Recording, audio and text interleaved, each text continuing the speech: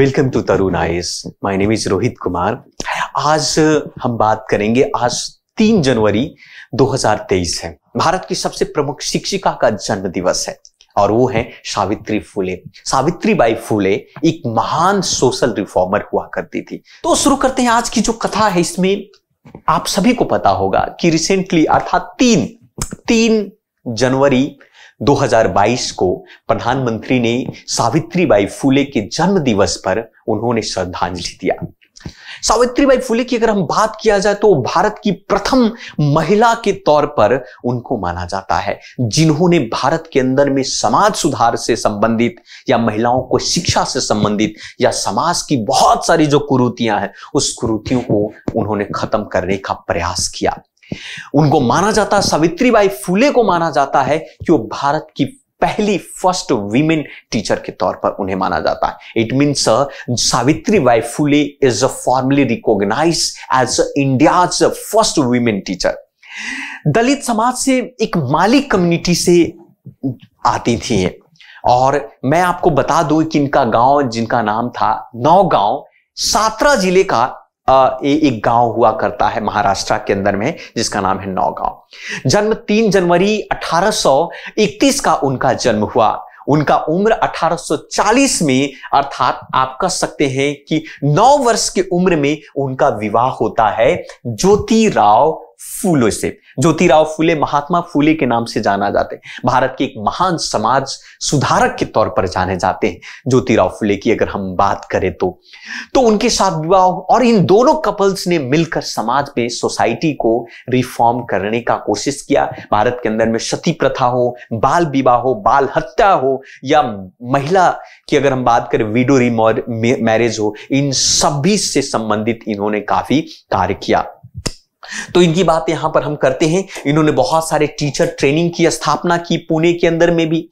अगर हम बात करें खास करके सावित्रीबाई फुले की बात करें, भारत की पहली फर्स्ट गर्ल्स स्कूल की स्थापना उन्होंने किया at the time when education was limited. आप सभी को पता होगा कि अगर हम बात करें लेटर ऋग्वैदिक की बात किया जाए तो जैसे ही लेटर ऋग्वैदिक काल की बाद महिलाओं का स्थिति बहुत दयनीय हुआ।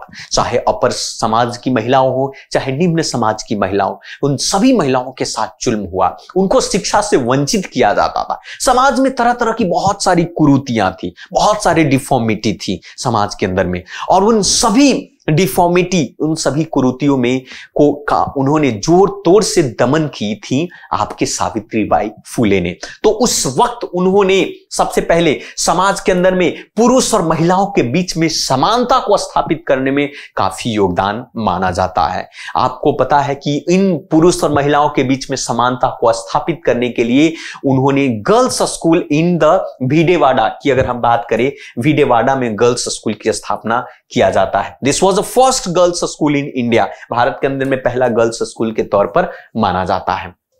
इसी के साथ साथ और भी चीजें हैं जिसमें आप कह सकते हैं कि 1852 की बात अगर किया जाए 1852 में, तो उन्होंने सबसे पहले महिलाओं को के अधिकार, महिलाओं को राइट्स को के लिए उन्होंने महिला सेवा मंडल की स्थापना की। और महिला सेवा मंडल की जो संगठन, जो स्थापना का मेन मकसद था कि महिलाओं से संबंधित विमेंस को इंपावर करना, विमेंस को एजुकेट करना, विमेंस को इक्वालिटी, अगर समानता के सही मतलब को समझाना आप कह सकते। 1860 में फुले ने एक organised barbers strike against to shaving the hair. आप सभी को पता होगा 1829 में सती प्रथा की समाप्ति के लिए राजा राम मोहन रॉय जो है अंग्रेजों के साथ मिलकर समाज में हिंदू की डिफॉर्मिटी में काफी लड़ाई की। बाद में पता चला विधवा महिलाओं से संबंधित कि जब कोई महिला विधवा हो जाती थी, विडो हो जाती थी, तो उनके बाल को शेव करना पड़ता था, उनको खत्म करना पड़ता था। ऐसे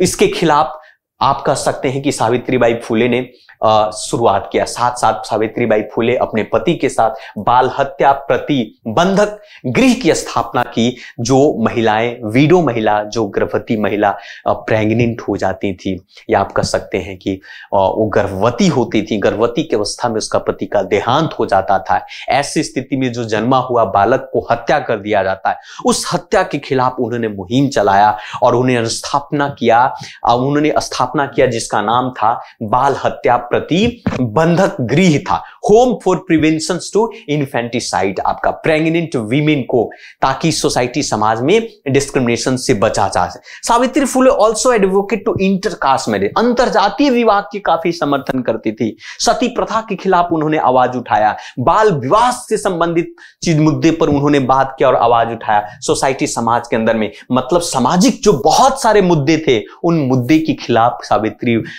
बाई जो है खुलकर आगे आकर समाज के अंदर में उन्होंने 1873 में फुले जो सेटअप टू ए सत्यशोधक समाज, आप सबकी को पता होगा सत्यशोधक समाज की स्थापना ज्योतिराव फुले के द्वारा किया गया था। Truth seekers society, a platform open to all irrespective their caste, religion, classes, hierarchy with the aim to the bringing to social equity, समाज में समानता को स्थापित करने के लिए सत्यशोधक समाज की स्थापना ज्योतिराव फुले करते हैं। चाहे वो किसी भी धर्म के हो, किसी भी जाति को हो, किसी भी कास्ट का हो, किसी भी संप्रदाय को, सबको समान अधिकार समानता के साथ इस सत्यशोधक समाज के अंदर में इजाजत हुआ करता था। इनकी कुछ लिटरेचर से संबंधित अगर बात किया जाए, आप जैसा कि देख रहे हैं 3 जनवरी 1831 का इनका जन्म होता है।